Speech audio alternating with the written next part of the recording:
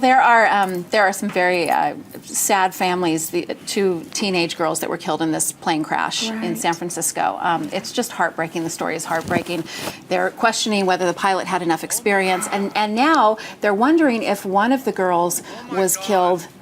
They were both found outside the plane, but if one of the girls was killed by getting run over by an emergency vehicle, which just adds another layer of tragedy to this whole thing. But amazingly, everybody but the two survived this crash. And if you see the plane with the middle of it that was on fire and the landing gear completely ripped off, it's just so tragic. They say that he was coming in too slow. Right. You know how they speed up when it's time to land, that he was coming in too slow. And that's tricky. No, go ahead. I was going to say, just coming in from, I guess, into San Francisco, it's a tricky landing anyway. I'm just wondering with pilots and training, do they have to train on us?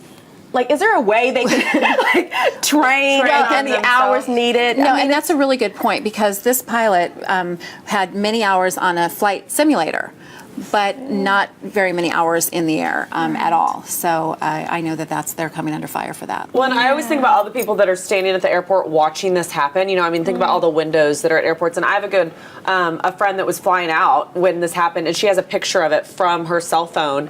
And so she ended up driving to LA and flying out of LA because they wouldn't let any flights out of San Francisco. So I think it just, not to say that it ruined a lot of people's days, but I mean, I can't imagine being about to get on a flight and like watch that go down and then be like, I ain't getting on a plane. Like, well, somebody recorded it. Yeah. So there was somebody standing by who actually recorded the whole accident.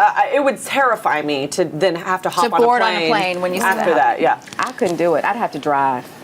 It was all the way back to the East Coast. Oh, you're going to drive. Drive, absolutely. I'd be scared to death. It's so very sad.